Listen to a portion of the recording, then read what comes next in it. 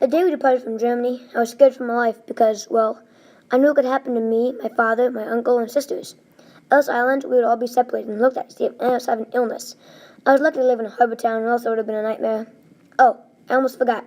My name is Lucas Roller, and I'm 9 years old. Thankfully, I had enough space in my bag to hold some items. Things I brought were my stuffed bear, a top, and extra clothing. It took me, my dad, uncle, and two sisters about 5 minutes to walk down to the pier. I put my hat on so I could block out the sun in my eyes. I was leaving behind so much: the town I grew up in, my friends, and most importantly, my mother. She had a severe illness and would not be able to make it to America, but soon she'll get better. She'll go to America and live out the rest of her life, me, my uncle, and dad, and two sisters. The journey over was a bit dull. All I could bring was my stuffed bear and a top to play with, so it got boring very fast. The good thing is that my friend, Adalbert, was on the ship. I didn't even know he was coming to America, let alone be on the same ship as me. We had fun and played Doppelkopf and scat. On the ship, it's pretty weird, like all the people. Most are pretty weird and look like they were ill, so I stay away from them so I don't get sick and get sent back to Germany. We thankfully had 4 cots. One for my two sisters, one for my dad, one for my uncle, and one for me. When we arrived was one of the happiest moments in my entire life. First thing I saw was a great big statue. I think it was called the Statue of Liberty, and when I saw it, I felt a strong sense of freedom and liberty. Luckily, we were the first off the ship and didn't have to wait as long as some other people.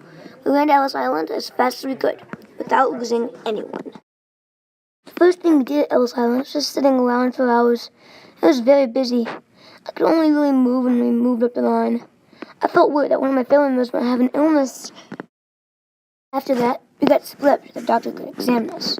I had to wait in another long line, but it was not as long as the line before. While waiting, I noticed my friend in front of me with his mom. "Hi, Adalbert," I said. "Hi, Lucas," he exclaimed.